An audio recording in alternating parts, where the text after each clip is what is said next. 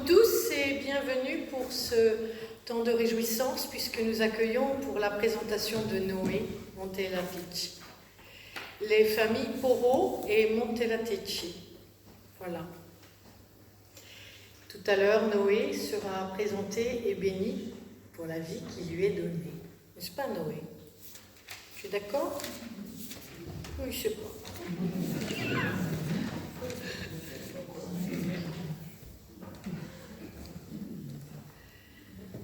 Être là devant toi, Seigneur, entre joie et peine, ne rien dire, être simplement, attendre et prendre la respiration du monde. Être là seulement et te laisser parler, suspendre un moment toute volonté. Être à l'écoute du même monde qui nous entoure. Être là à vivre de ta présence, nous ouvrir à ton amour chaque matin que tu fais et dire merci pour tout ce que tu donnes. Amour, joie, tous les biens que nous recevons et la grâce. Grâce et paix vous sont données de la part de Dieu notre Père, de Jésus le Christ et du Saint-Esprit. Amen. Amen.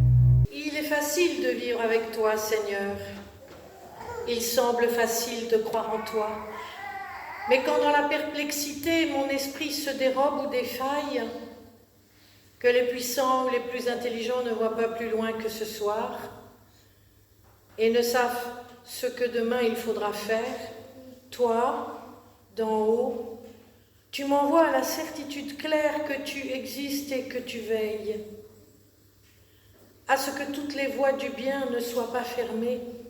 Sur la crête de la gloire terrestre, moi, je jette encore un regard étonné sur ce chemin qui, à travers tremblement ou désespérance, me conduit ici, d'où j'ai pu, moi aussi, témoigner à tous les humains rencontrés le reflet de ta grâce. Et s'il faut que je les reflète encore, alors, je sais tu me l'accorderas, me le permettras. Merci pour la vie. Amen. Amen. Et nous nous levons, pas besoin de cantique, les chants sont projetés. Nous allons chanter le premier chant. Tournez les yeux vers le Seigneur. Je vous invite à vous lever.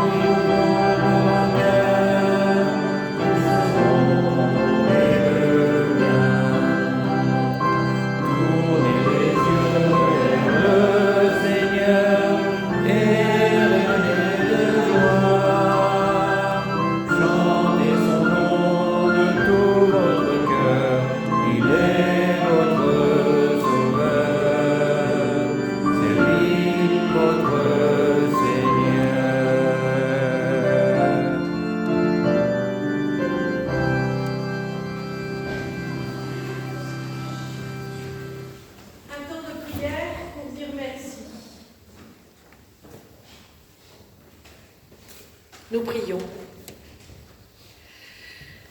Si pour une fois, Seigneur, je pensais à te dire merci pour tout ce que je vis, pour tout ce que je considère comme un dû ou comme un droit.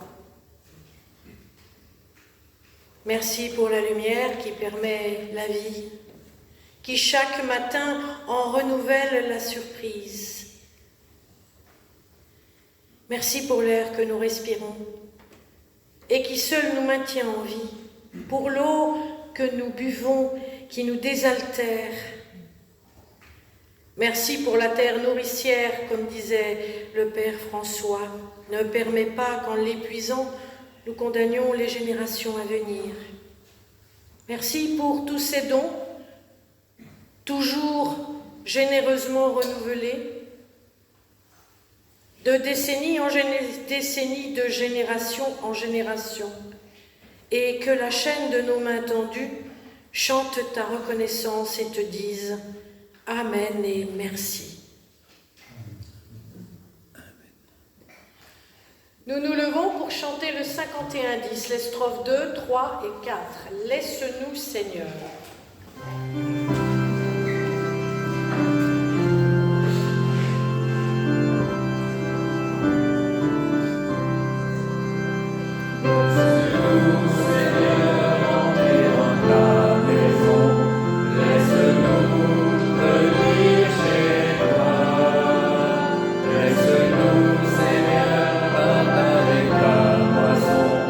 Laisse-nous chanter avec toi.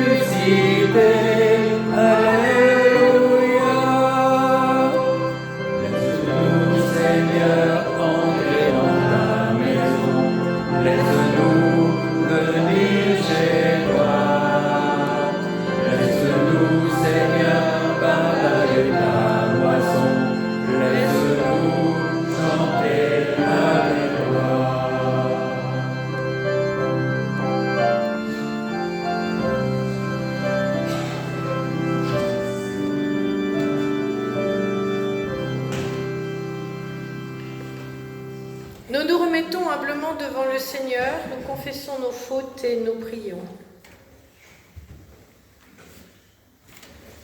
Seigneur, il m'est difficile parfois de tendre la main à l'inconnu. Je n'ose pas ouvrir mon cœur et mes bras, je ne sais pas accueillir l'autre. Je n'ose pas dire je t'aime à mon prochain. Pour cette timidité ou ce manque d'audace, je te demande pardon. Il m'arrive parfois, comme certains, de ne pas avoir envie de me lever, d'aller travailler. Il m'arrive aussi de m'être fâchée avec mes meilleurs amis. Comment faire le premier pas devant la difficulté? Alors je préfère souvent renoncer, rester là, à attendre que l'autre vienne vers moi. Pour ce manque de courage, je te demande pardon. Seigneur, pour ces défauts, ces manquements, je te les remets et je te demande simplement la force de changer. Amen. Amen. Je vous invite à vous lever pour recevoir la grâce et le pardon de la part de Dieu. Le Seigneur sait vos vies, il vous aime tel que vous êtes, il connaît les hauts et les bas de l'existence. Il prend le tout, il lit la gerbe et emporte cela au loin. À la place, il met pardon, réconciliation, guérison et résilience. Ayez la certitude que tous et toutes vous êtes pardonnés. Amen. Et nous chantons.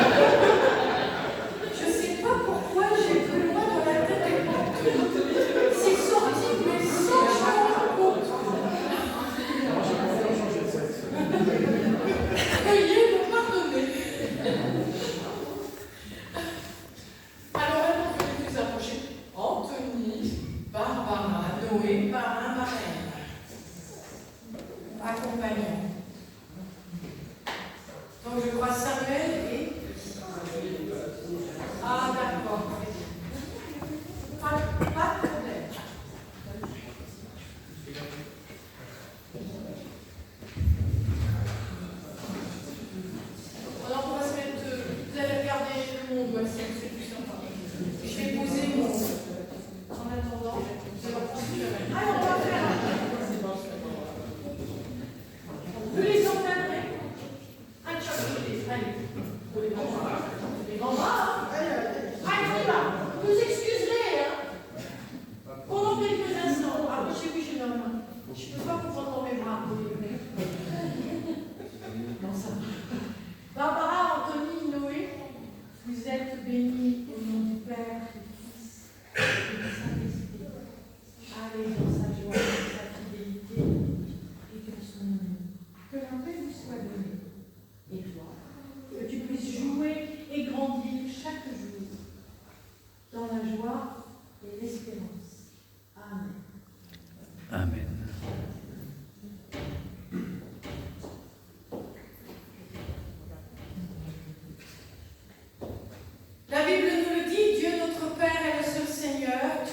ton Dieu, le Seigneur, de tout ton cœur, de toute ton âme, de toute ta pensée et de toute ta force.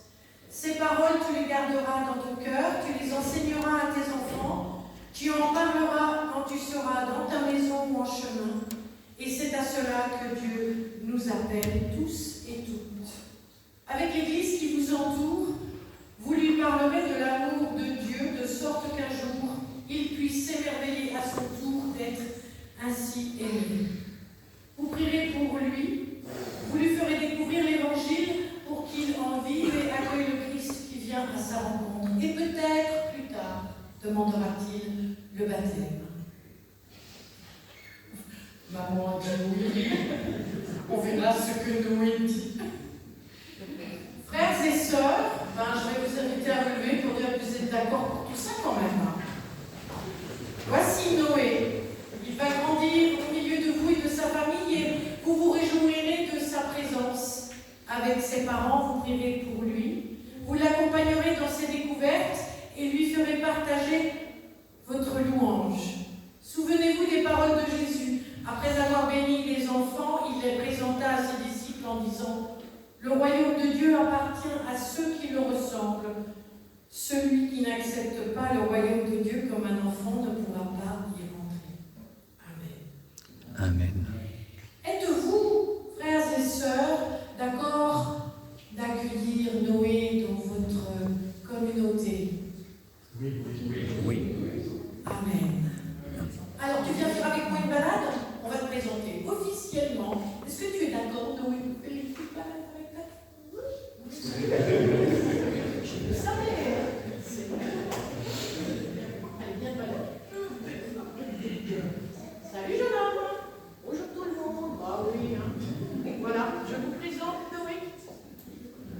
Oh, c'est ça m'est jamais arrivé comme ça. Hein.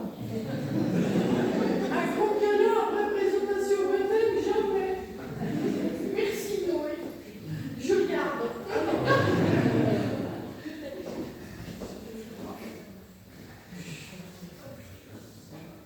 Des gens lui apportaient même les nouveau-nés pour qu'il les touche de la main. Les disciples, en voyant cela, les rabrouaient. Mais Jésus ordonnait qu'on lui apporte et dit « Laissez venir à moi, ne les empêchez pas, car le royaume de Dieu est pour ceux qui sont comme eux. Amen. » Amen. Je vous le dis, quiconque n'accueillera pas le royaume de Dieu comme un enfant n'y rentrera jamais. Merci beaucoup de votre bénédiction de notre petit logo. Et oui, on fait ce premier pas pour toi, pour que tu puisses rentrer dans la maison de excusez-moi. Pardon. Donc je le disais, donc Noé, nous faisons le premier pas en tant que parents pour te présenter dans la maison de Dieu, en espérant que après tu fasses le choix de t'offrir à Jésus et que tu vives ta vie avec Jésus à tes côtés, et qu'il puisse te protéger et surtout te son amour. Voilà. Pour dire un petit mot, tout simplement pour remercier Dieu de nous avoir envoyé ce terrible soleil depuis ce fameux 6 janvier 2024. Chaque jour est dédié plus tôt, donc c'est le déclamer à sa vie et maintenant il devrait y avoir une réaction. C'est le bébé d'amour à mamie.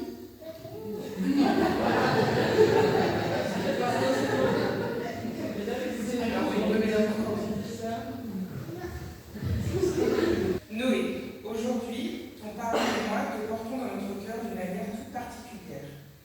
En ce jour de bénédiction, nous demandons pour toi une vie remplie de lumière, de paix et d'amour. Ton parrain s'unit à moi dans cette promesse, celle d'être toujours là pour toi. Nous serons à tes côtés pour t'accompagner sur ton chemin, quel qu'il soit, pour te soutenir dans tes pas, respecter tes choix et t'aimer sans jamais te juger. Que Dieu veille sur toi et t'entoure de sa présence chaque jour de ta vie.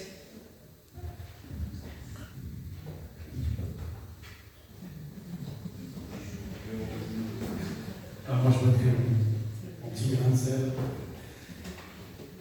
Félicitations pour ce beau jour. Que le Seigneur nous garde Noé sur le chemin de la foi et l'accompagne tout au long de son parcours spirituel. En ce jour de présentation au baptême, je prie pour que la vie de Noé soit remplie d'amour, de paix, et qui lui permettra donc de générer de la gratitude. Voilà.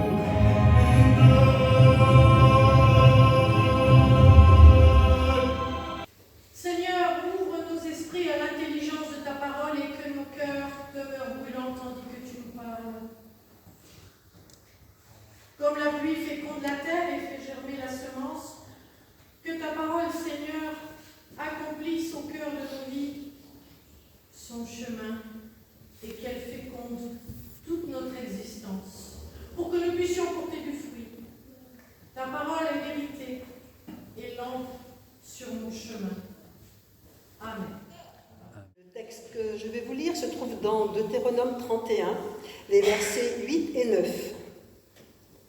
L'Éternel marchera lui-même devant toi, il sera lui-même avec toi, il ne te délaissera point, il ne t'abandonnera point, ne crains point et ne t'effraie point. Moïse écrivit cette loi et il l'a remis au sacrificateur, fils de Lévi, qui portait l'arche de l'alliance de l'Éternel et à tous les anciens d'Israël.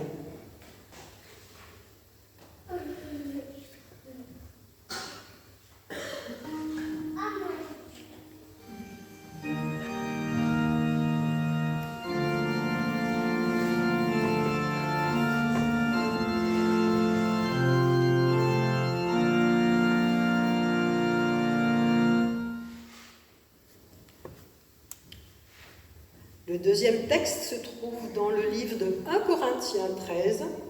Je pense que tout le monde le connaît, celui-ci, parce qu'il parle de la charité. Quand je parlerai les langues des hommes et des anges, si je n'ai pas la charité, je suis un airain qui résonne ou une cymbale qui retentit.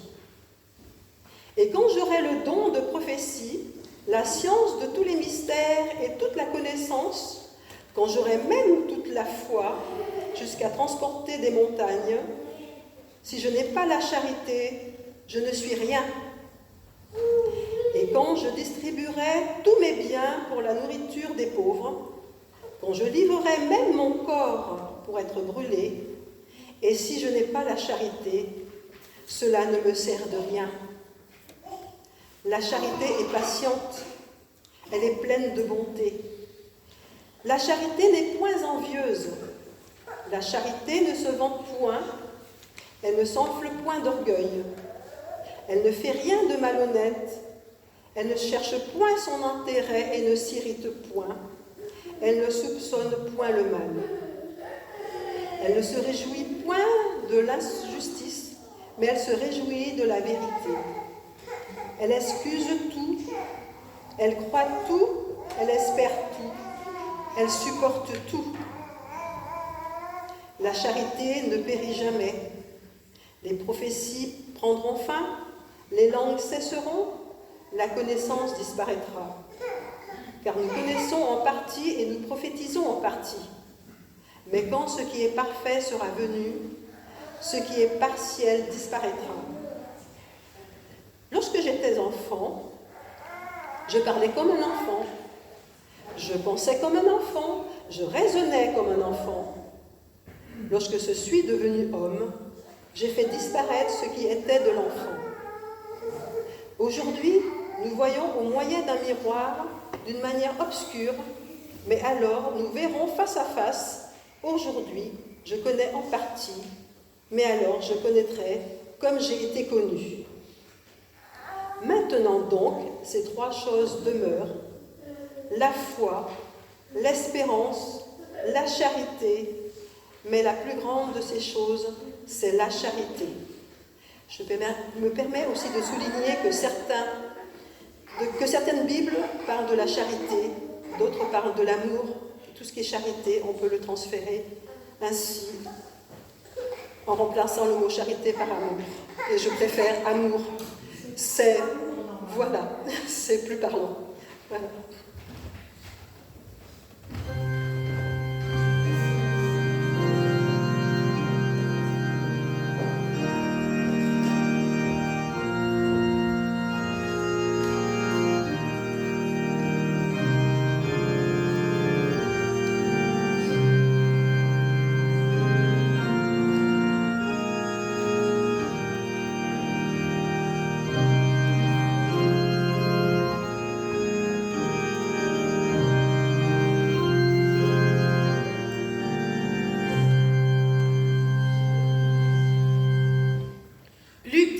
Versets 1 à 10.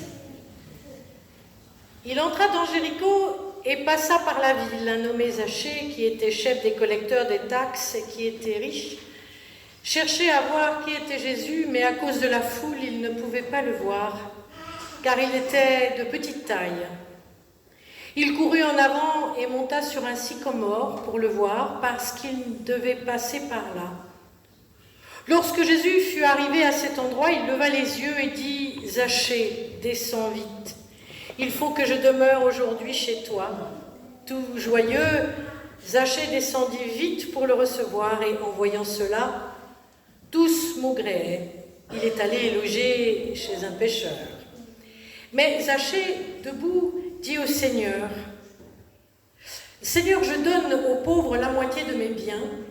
Et si j'ai extorqué quoi que ce soit à quelqu'un, je lui rends le quadruple. » Alors Jésus lui dit, « Aujourd'hui le salut est venu pour cette maison, parce que lui aussi est un fils d'Abraham. Le Fils de l'homme est venu pour chercher et sauver ceux qui étaient perdus. » Amen. Cette histoire, elle ressort très souvent pour les baptêmes, les présentations, tout le monde la connaît par cœur. Et pourtant, elle s'adresse encore à chacun d'entre nous. L'homme, ou l'humain, vous le savez, est un être secret dont on a de la peine à percer les mystères de l'âme et à connaître en profondeur. D'ailleurs, il n'est pas sûr lui-même de connaître les causes profondes de chacun de ses comportements. Il n'est pas besoin d'épiloguer longuement sur tout cela, et nous savons fort bien que nous sommes habités par des motivations dont nous ne savons pas toujours l'origine. Et les spécialistes en la matière continuent inlassablement à chercher les causes. Il est probable que notre relation à Dieu, s'il en est, joue un rôle dans ce qui modifie nos comportements. Et l'histoire biblique nous montre que le même homme peut chercher Dieu tout en se cachant de lui. C'est ce que nous dit ce matin ce texte, chercher Dieu sans être vu, ou plutôt vivre caché pour être trouvé. Ce n'est pas exceptionnel et cela fait partie des expériences que nous faisons très souvent sans en prendre conscience. Et nous voici devant Zachée, devant le secret de Zachée, le mystère de son comportement. Commençons à nous interroger sur la raison qui le pousse à courir au-devant de la foule pour monter sur un arbre. Il court sans doute pour ne pas être vu de ceux qui le précèdent et lui veut voir Jésus, tout comme les autres, mais sans être vu. Le terme « voir » est utilisé 2 fois. C'est dire la force de son désir et inconsciemment, il joue au jeu de cache-cache avec Jésus. La foule y prend aussi part. Il ne veut pas être vu de la foule, c'est pourquoi il la devance en courant pour monter dans son arbre afin de n'être vu de personne.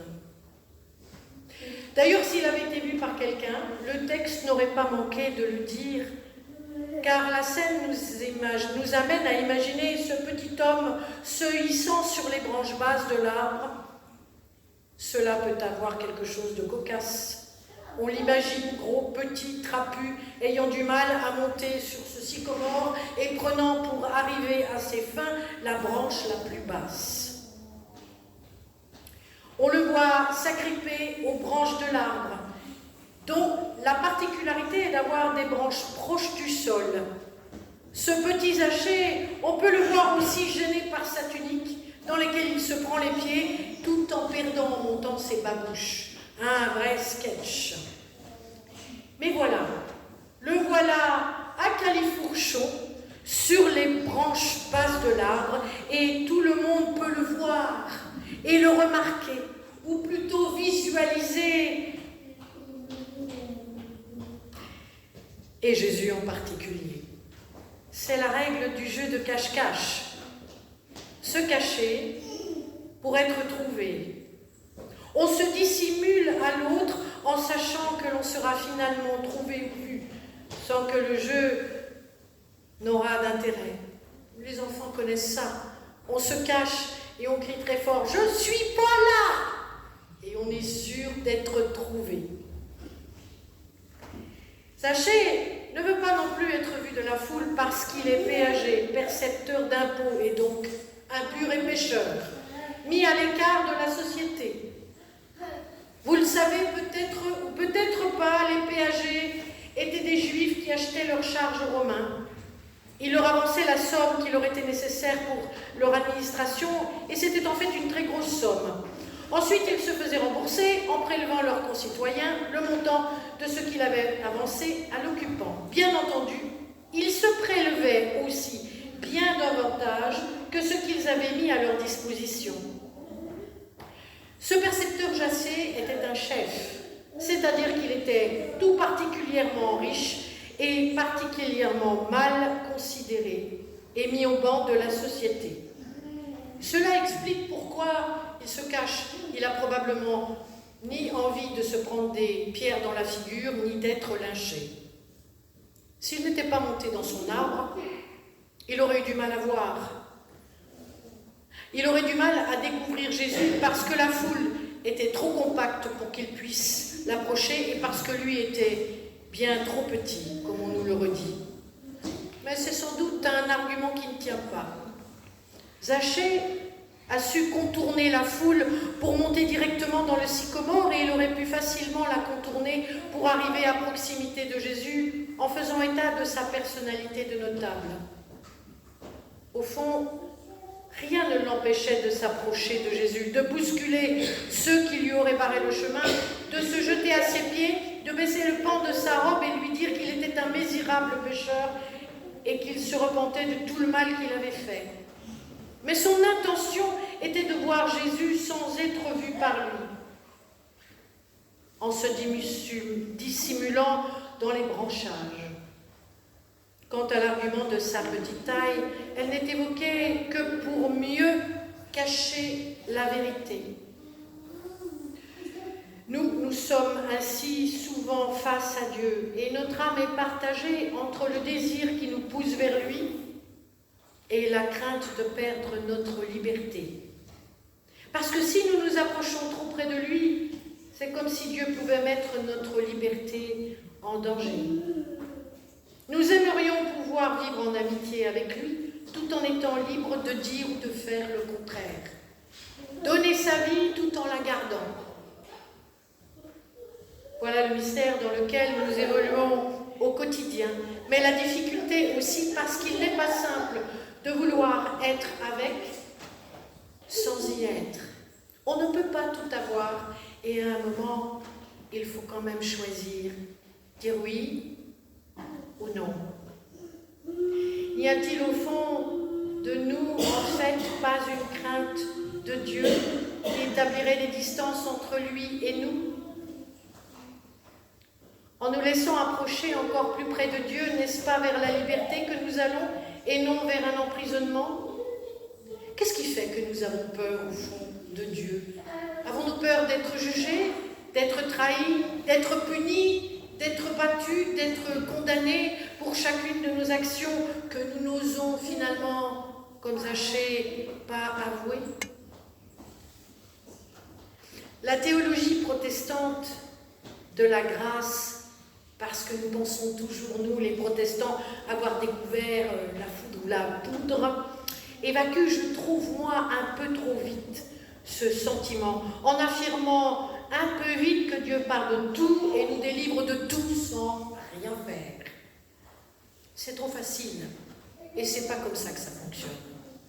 Il y a la grâce, oui. Nous sommes pardonnés, oui.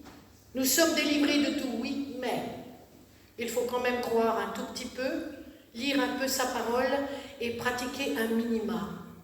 Il faut être en fait en accord avec ce que l'on croit et en vérité et en présence devant Dieu. Comme Zachée qui finalement va descendre de son arbre quand Jésus va le voir et l'appeler. Et confesser qui il est au fond. Il faut être en accord avec qui nous sommes, ce que nous disons et ce que nous faisons. Il vaut mieux dire « je ne crois pas en Dieu » que de dire « je crois, mais finalement, j'ose pas le dire, mais non.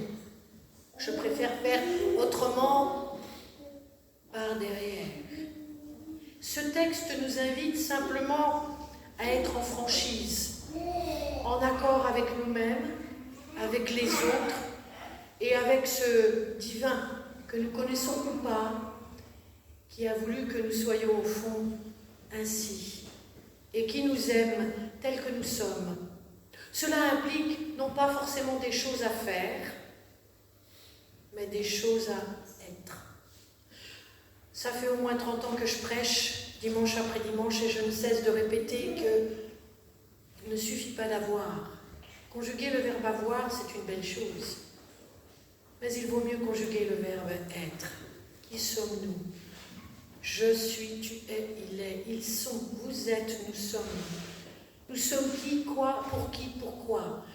Être en vérité, là, devant nos frères et nos sœurs, nos familles, et devant la glace peut-être face à nous-mêmes, et oser dire « Ok, je vais faire tout ce qui est en mon possible pour être en accord avec la parole ou l'éducation ou ce qui m'est demandé. » Et essayer de ne pas avoir besoin, comme toujours, de me cacher, de me dissimuler. Pourquoi? Parce que j'ai honte de ne pas être en accord.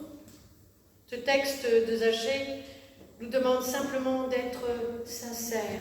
Et peu importe que je sois ou triste ou joyeux, quel que soit l'état, il faut juste être là. Et parler, dire, communiquer. Parce qu'au fond, ce que les protestants ne disent pas, ou omettent de dire si la grâce sauve, si la foi sauve, c'est la parole seule qui sauve.